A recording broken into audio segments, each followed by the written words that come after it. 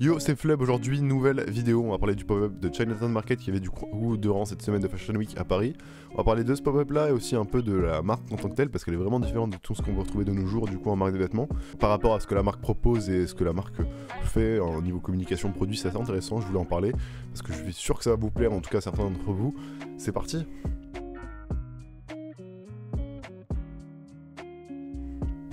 Alors voilà, la marque du coup a fait un pop-up du coup rue du Temple, donc c'est vraiment dans le Marais, donc c'était plutôt bien par rapport à tout ce qu'on peut retrouver au niveau magasin. Habituellement ça se retrouve dans le Marais et là bah la marque était bien placée. Donc si j'ai bien compris, c'était pas vraiment un pop-up, c'était juste un showroom, c'est-à-dire qu'ils exposaient les divers vêtements qu'ils allaient sortir à l'avenir. Donc ils étaient pas de seuls, il y avait plusieurs marques de vêtements avec eux, mais donc ils étaient eux et moi j'étais venu pour cette marque là et pas spécialement pour les autres. Du coup il y avait un rail de vêtements où ils exposaient du coup tout ce qu'ils vont sortir. Pendant que je parle, je vais vous mettre de toute façon un plan des vêtements, j'ai filmé du coup ce qu'ils allaient sortir pour que vous puissiez voir un peu niveau produit qu'est-ce qu'ils font. Puis après on reparlera bien sûr plus en profondeur de ce qu'est la marque, un peu qu'est-ce qu'ils partagent, qu'est-ce que c'est.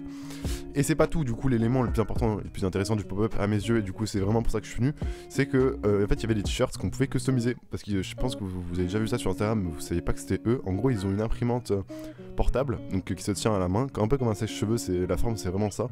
Vous allez voir de toute façon, je vais vous mettre des extraits. Et du coup dessus ils ont programmé plein de logos, de marques, etc. Et tu peux imprimer ça du coup sur les t-shirts, voilà. Moi je m'attendais en plus à ce que le t-shirt soit payant, qu'on devait payer et qu'après tu pouvais le customiser, et non c'était gratuit, genre vraiment tu venais et tu demandais, t'avais un t-shirt gratuitement, donc noir ou blanc, qui sont sortis je crois justement spécialement pour l'occasion, donc même pas en ligne sur leur site ou à d'autres endroits, donc ça c'est vraiment cool du fait qu'il soit limité. Et en plus tu pouvais le customiser, donc ça le rendait encore plus unique. Comment ça fonctionnait leur truc, c'est en fait, t'avais divers, comme je disais, logos sur leur machine, donc divers logos de marques de luxe, et aussi Nike, et puis des petits smileys, tu pouvais mettre du texte, etc. J'avais pas spécialement d'inspiration quand j'ai fait le mien, hein. Du coup ouais, j'avais pas spécialement d'inspiration quand je fais mon t-shirt, hein. Je me suis dit je vais le customiser comme ça il sera un peu plus cool. J'avais pas d'idée vraiment de ce que j'allais faire, du coup j'ai juste fait un grand swoosh en fait en dessous les personnages qu'il y a sur le t-shirt. Du coup voilà, un swoosh, putain j'arrive pas à tenir ça, yes, un swoosh, donc c'était vraiment cool. Du coup j'ai fait un smiley aussi dans le dos pour rappeler leur marque à eux, parce que c'est un peu leur logo on va dire, donc j'ai fait le smiley dans le dos, ils m'ont laissé le faire, et puis c'était vraiment cool et vraiment facile à faire en plus comme procédé, donc je trouve ça plutôt intéressant.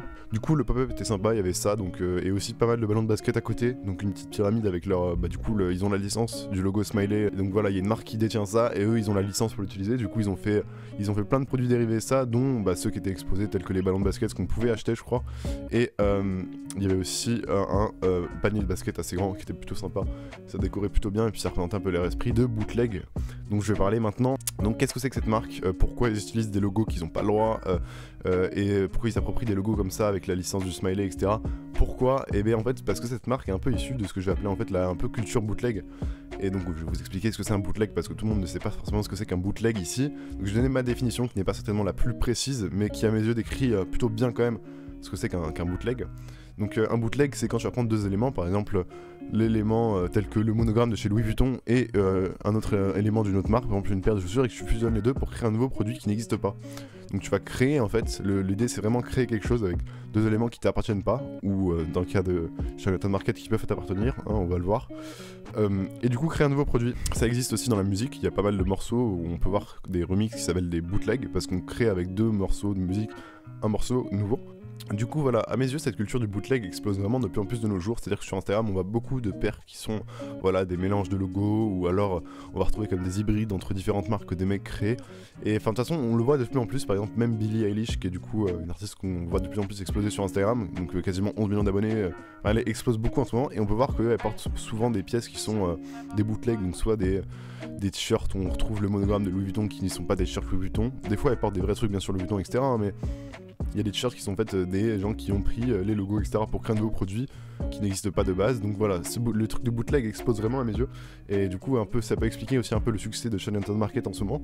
Chinatown Market, donc c'est quand même assez gros, hein, c'est 200 000 abonnés sur Instagram, une quinzaine en fait à bosser sur l'équipe créative au niveau de la communication des produits etc, donc ça représente quand même un certain nombre de personnes, ils vendent pas mal, c'est assez développé du coup aux États-Unis, je pense beaucoup moins en France parce qu'ils n'ont pas de magasin physique, et je sais même pas s'ils sont distribués en France, donc c'était aussi l'occasion c'est pour ça que je suis allé à Paris du coup, vraiment pour ça, parce que c'était un peu l'occasion de toucher un peu aux produits pour la première fois pour moi. temps. Et donc voilà, ils sortent pas non plus de nulle part, ils ont fait quand même des collaborations avec des marques qui sont vachement connues. Par exemple, il y avait The 100 récemment, une marque qui existe depuis très longtemps, enfin que je connaissais quand j'étais beaucoup plus petit.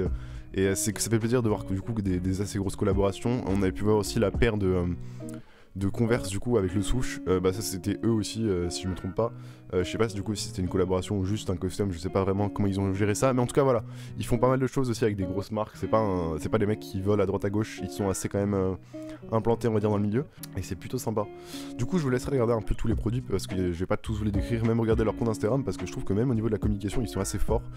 Par exemple là pour Paris ils ont fait un faux spot de publicité télé, donc sur un fond vert, c'est fait exprès en fait, c'est un peu de l'ironie par rapport à tout ce qui se fait en fait, c'est vraiment le délire du bootleg, c'est un peu ironique, ils rigolent vraiment de ce qu'ils font et c'est assez marrant à voir, c'est à dire que dans leurs vidéos on voit qu'ils font exprès que ça donne un rendu pas très professionnel mais c'est quand même maîtrisé et bah ça arrive à les faire vendre, donc souvent quand ils font un produit ou qu'ils ont une annonce à faire ils font ce genre de vidéos là comme si c'était un spot de publicité.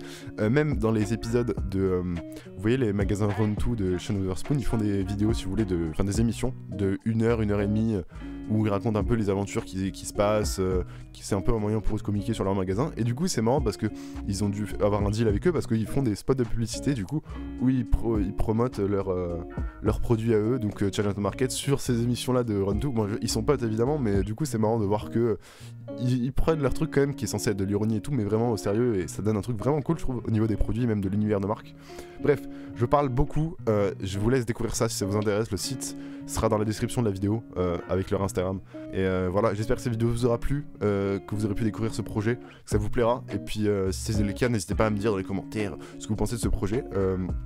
Et puis aussi un truc que je voudrais savoir, c'est par rapport à mon t-shirt, comment vous aurez fait vous la personnalisation là avec l'imprimante, qu'est-ce que vous aurez fait, parce que j'ai pas d'inspiration, j'aimerais bien savoir ce que vous aurez fait sur ce type de custom. Voilà, n'hésitez pas à me dire.